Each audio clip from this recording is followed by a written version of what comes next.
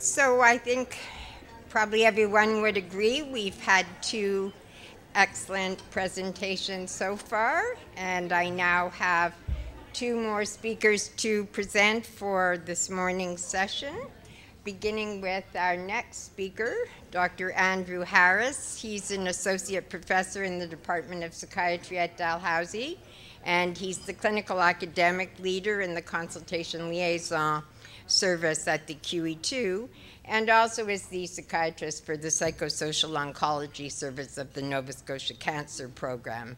Having said that, I'm sure you can appreciate he has extensive experience dealing with patients who present with delirium, which is both a psychiatric and a medical emergency, and he's in fact going to talk about how to recognize and manage the signs and symptoms of delirium.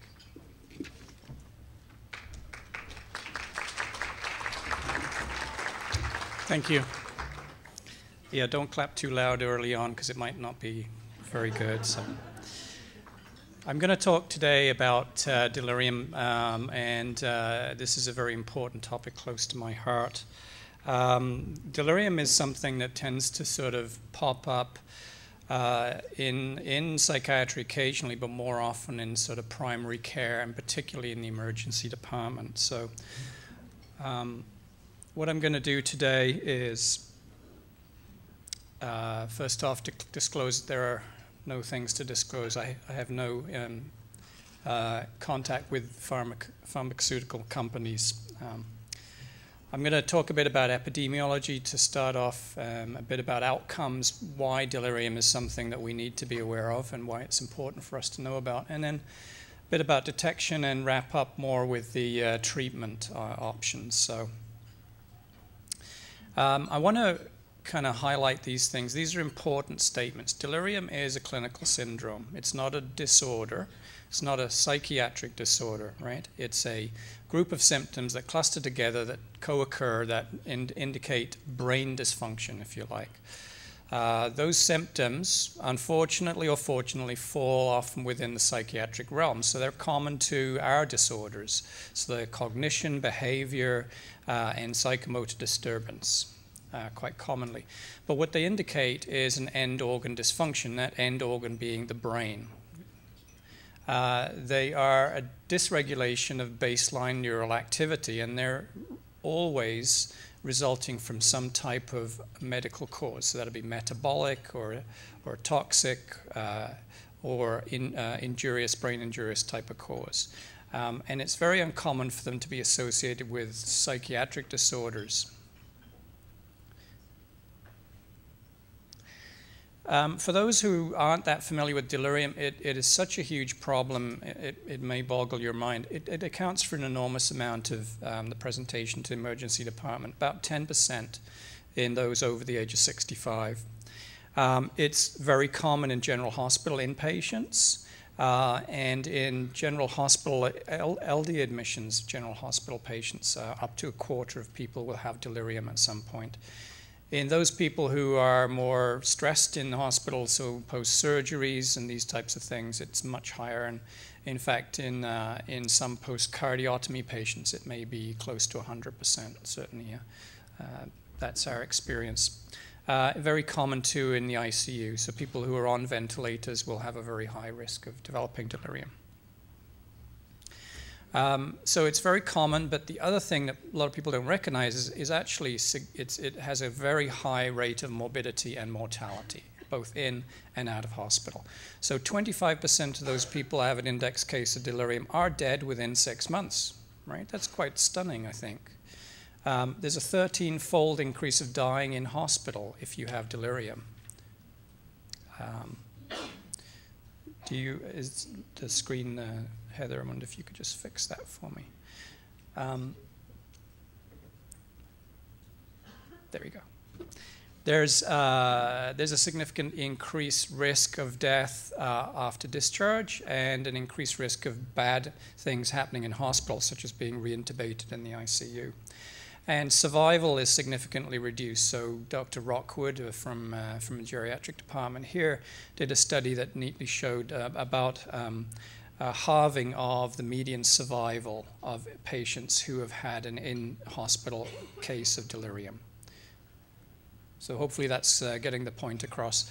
To the individual, to the patient, it's significant morbidity mortality, but to our system, it creates quite an inordinate burden of cost. And this can be in increase in time required to nurse patients with delirium.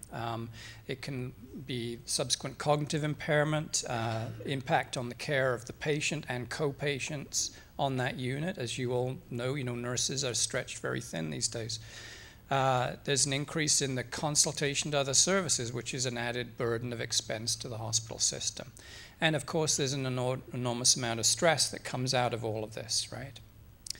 The costs in just dollar figures, and these are some relatively recent figures from the US, estimating around $2,500 per patient, or anywhere between $4 and $6 billion per year. So that's quite significant too. The outcomes are bad because once the person is out of hospital, there's often an increase in the amount of cognitive impairment, so dementia that's sustained. So a 3.2 times increase risk of dementia, and again, that's Dr. Rockwood's work.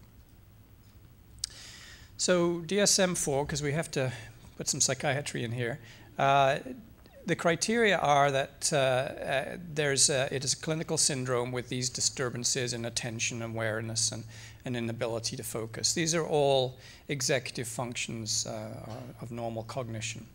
The key things that these develop quickly, which is different than most psychiatric disorders, which tend to have a gradual onset, often with prodrome, and that they are new to the patient, so they're different from the patient's usual presentation, and criteria D being its usual medical cause for this. How do we detect delirium? Well, there are lots of ways that we can detect medical morbidity. So we have, we can look at pulmonary function, we can do oximetry, blood gases, et cetera, but the brain, there's very little we can do to actually see whether it's working, other than really clinical diagnosis. So we have to rely on a clinical assessment. It's one of the reasons why we don't pick up delirium very well. Detection rates are pretty poor. In the emergency department, between 11 and 46%. Prevalence in large studies is around 10% in patients over 65. So 1 in 10 patients over 65 presenting to the emerge. And specificity and sensitivity well, sensitivity is not very high. So 35% is not a very good value for a screen. Challenges, of course, in the emergency are that there's time and bed and space pressures. There's often an absence of much collateral information, so people often are coming in on their own. It's late, middle of the night type of thing. And it's often very difficult to get a comprehensive medical history. And sometimes our medical record system is sporadic and not well integrated at the moment. So what does delirium look like? Well, you probably, a lot of people here probably have seen it at some point. I know the residents will all have been raised with this in mind. But the core symptoms are those of a change in consciousness, the change in cognition or cognitive ability, and the temporal course, which is often fluctuating with an acute onset. So those things are core components. Additionally, though, you can see emotional dysregulation, delusions, hallucinations, so frank psychosis, personality changes, sleep disturbance, which is a very common presentation in delirium. Sometimes there's speech anomalies and abnormalities. There is often autonomic dysregulation, so blood pressure, heart rate, these types of things can vary as a result of delirium. And psychomotor agitation, which is commonly the thing that gets us involved or called to the medical surgical services once a patient starts acting out. This is a kind of an important nomogram. So it indicates that delirium detection relies on knowledge that there's an inherent vulnerability in the brain of patients who are either older or who have current medical illnesses. So Those people who have a vulnerable brain will require much lower insult in order to create a delirium than a young, healthy, pink brain that's going to require a fairly major insult in order to make it delirious. High-risk patients look like this. They tend to be older. They tend to have a past history of delirium, so if you like, their reserves are lowered. Often they will have pre-existing central nervous disease or brain disease, such as dementia, previous stroke, or a brain injury. Often nursing home patients, those who are sensorily impaired, so who require glasses or hearing aids. People who have a burden of medical problems, people who are malnourished, or people who abuse substances. These are all people at high risk of developing delirium. Typical precipitating factors, well, these are all medical, so dehydration, infection, metabolic problems, burns, drugs, but also environmental issues. So we do on occasion see people who are so vulnerable that just the change in the person's environment can prompt an episode of delirium. How do we diagnose and detect? Well, a very thorough clinical evaluation, as I've said. We rely on our clinical assessment. We don't have any tools. We don't have imaging. We can't do blood work to detect delirium. So we have to rely on taking a good, thorough history, doing a good cognitive exam, so assessing whether the person actually has a cognitive impairment. And that can be done fairly quickly with some tools, and some of them are up there. And we'll talk about the confusion assessment method in a moment. Screening for medical causes is key, so that's often where a lot of the focus is in labs and imaging and things like that. But collateral history, calling the family doctor, asking the family about whether this is a change and the nature of the change and the onset of the change are going to be key components of your history. Just to kind of run through one of the methods that we don't typically use but is used in our institution in the ICUs is the CAM, or Confusion Assessment Method. So this is a good quick screening tool for the non-psychiatric clinician. It's valid, it's reliable. It's been validated in a number of areas, including the emergency department. And it uses nonverbal testing for those people who may not be able to sort of communicate.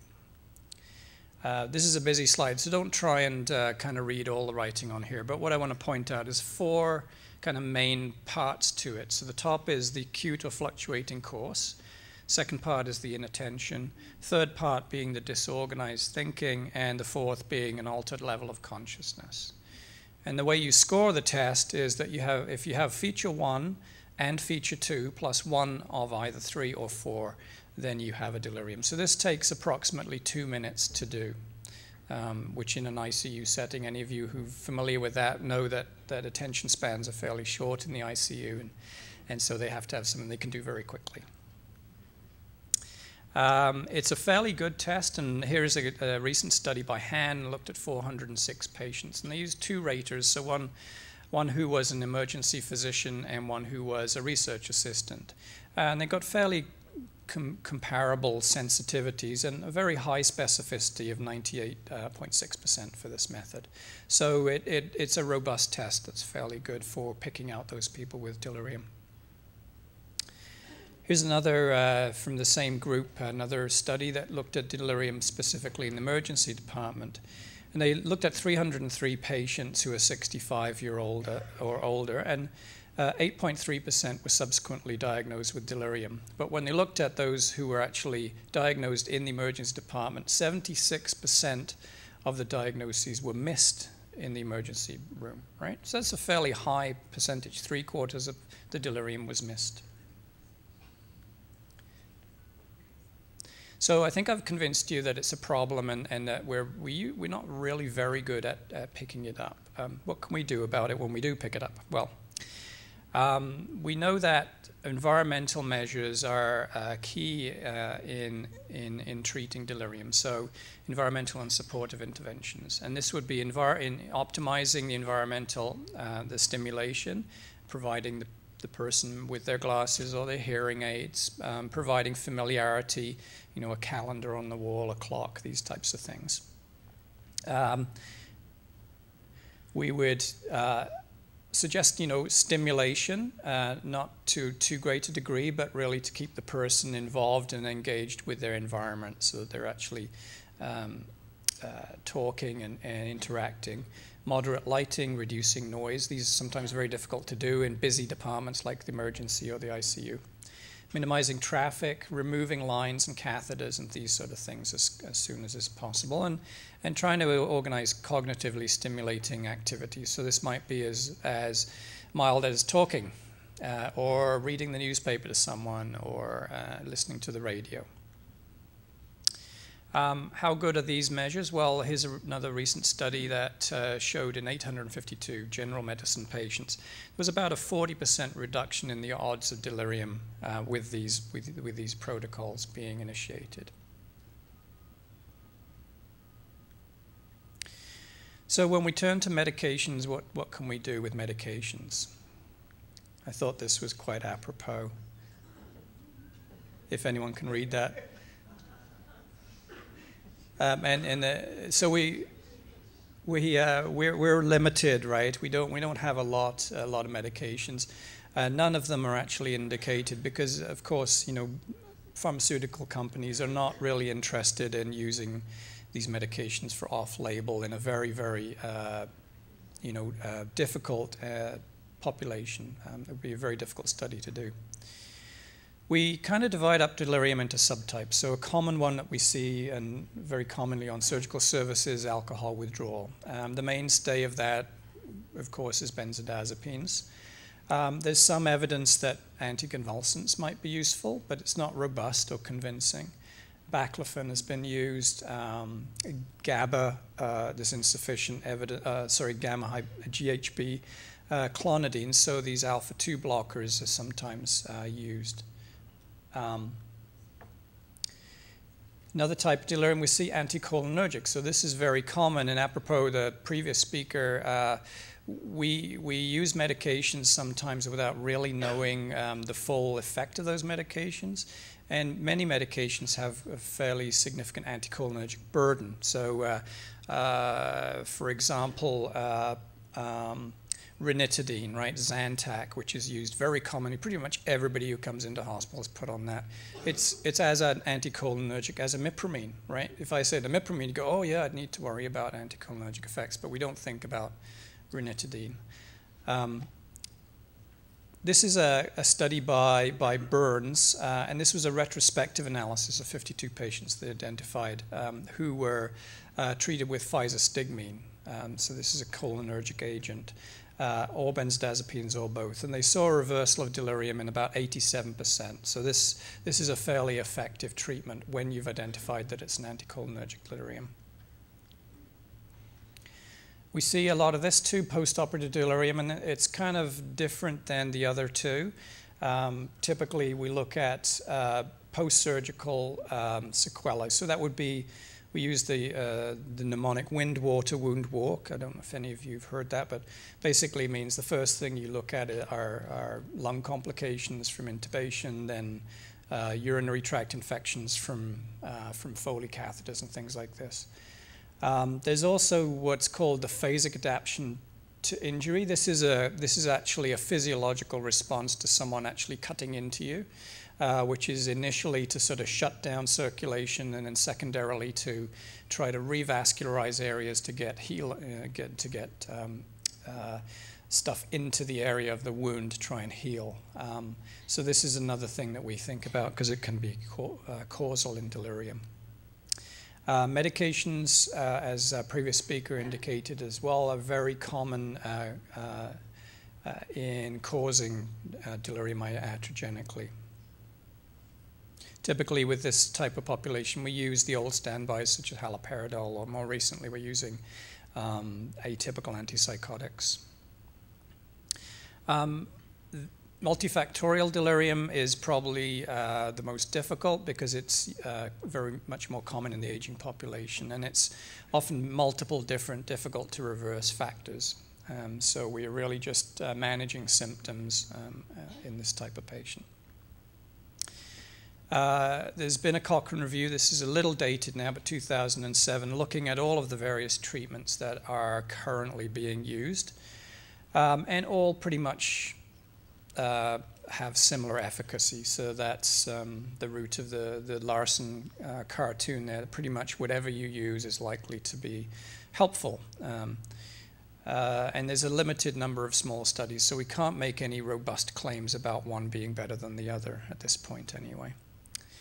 There's some use of cholinesterase inhibitors, so things like donepezil or galantamine. These are things typically used in the treatment of dementias, with the theory that there's that it's maybe a cholinergic depletion that causes the symptoms. And there's been mixed results from these studies. Some of these studies have actually had to be stopped early because they started to show an increase in morbidity and mortality.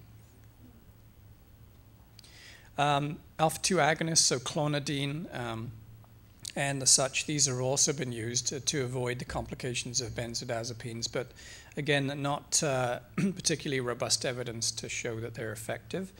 And there's a new kid on the block, which is dexmedetomidine, very expensive centrally acting alpha-2 blocker, which is now being used a little bit in our ICUs. It's a more selective and seems to improve sleep-wake cycle as a consequence of its chemical activity. But again, there's few large-scale trials with this medication, and like I said, it's very expensive to use. Again, throw this up not for you to actually read, but some of what we currently know about delirium and what's its pathoetiology kind of is based in this type of diagram. And this is actually a gross simplification of a very much more complex one that I could have put up, but decided not to. I think I draw your attention here to the fact that there's a sort of a unifying theory that's currently held that a lot of delirium has to do with essentially hypoxia. So it's stress to the neurons due to a reduction in the neuron's ability to produce ATP. So ATP being the energy or the fuel that the neuron uses to power all of the mechanisms that keep the cell working. So it's fundamentally everything flows into this, that the neuron becomes impaired because it can't produce enough fuel, and so it runs down and becomes ineffective.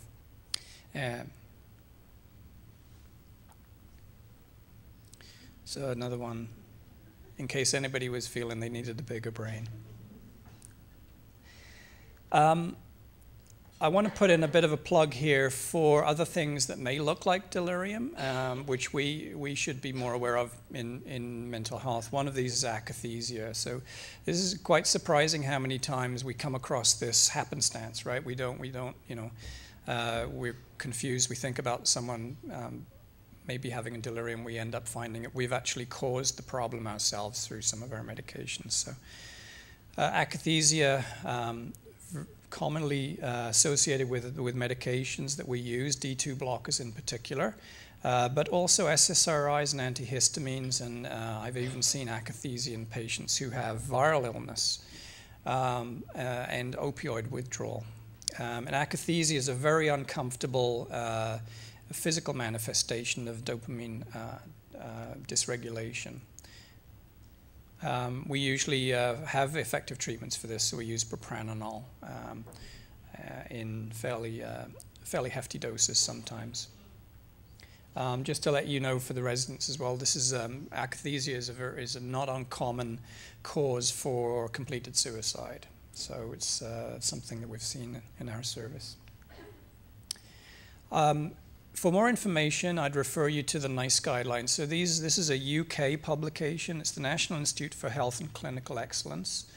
They have guidelines on pretty much everything, but they have an extremely good guideline on delirium, and it covers what I've talked about today, plus much, much more. You can get them free from their website for anyone who wants a reference. So to close, in summary, I want to leave you with these messages. Delirium is very common. We're not very good at detecting it. And it is the result, it's a clinical syndrome resulting from brain dysfunction. That's the key message. It's associated with significant morbidity, mortality, so it's like a vital sign, if you like. If you see a person with delirium, you should be very worried that they have a significant medical morbidity, and you need to be on top of that very quickly. You should try and tailor your treatment. You're only treating symptoms, you're not treating the underlying cause with the psychotropics that we use, but you're going to tailor that to the type of delirium as best you can. And remember that those conservative measures are as effective as the pharmacotherapy that we might use. And I think that's about what I want to finish on today. Thanks very much.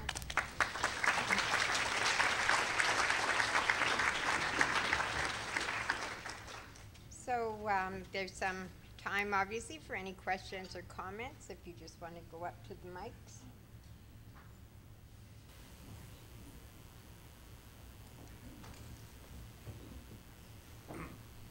Doctor, in palliative care units, there's an extremely high correlation between cachexia, cancer cachexia, and delirium. But they're always expressed as a correlate. There's virtually no research on any cause and effect associations between the two. Do you have any comments on that? I would absolutely agree. The brain's vulnerability is dependent on multiple different factors, and as I said, pre-existing injury. So with aging and everything, we see a decline in overall brain function. Reduction in the amount of neurotransmitters, reduction in the volume of the parenchyma, the number of neurons. So you've got a brain that's sort of just barely able to keep it all together. You stress that brain by reducing some component of nutrition, or introducing some other factor or toxin, and you can see clearly how that tiny little incremental change can kick someone over the curve and into delirium. No one's really looked at that in a robust way to say we need to pay attention to this, but it's definitely one of those things. Thank you.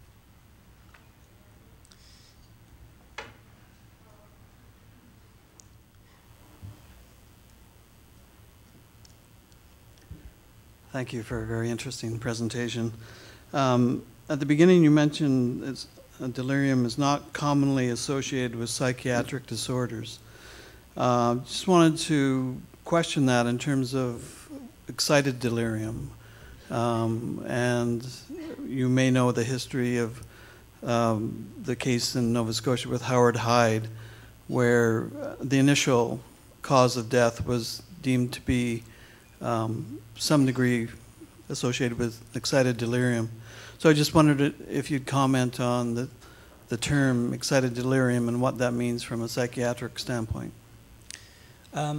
Yes, thank you for raising that, and that's a really good point. When I was a resident, we talked about manic delirium, and that was, that excited delirium, I think, is a sort of a similar term for.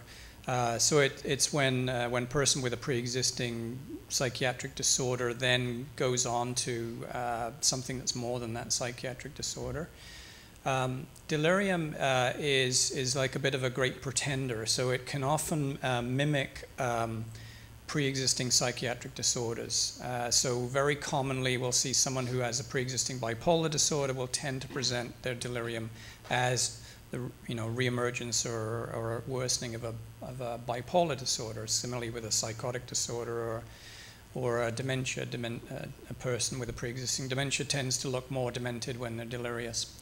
But what it really reflects is that it's the added burden on the brain. So it is an additional complication, and I suspect in Mr. Hyde's case that he may have had an ongoing psychiatric disorder, but probably due to whatever circumstances, and I don't think it was fully elucidated, he additionally had on top of that a delirium which even further dysregulated behavior and exacerbated some of his underlying psychiatric symptoms.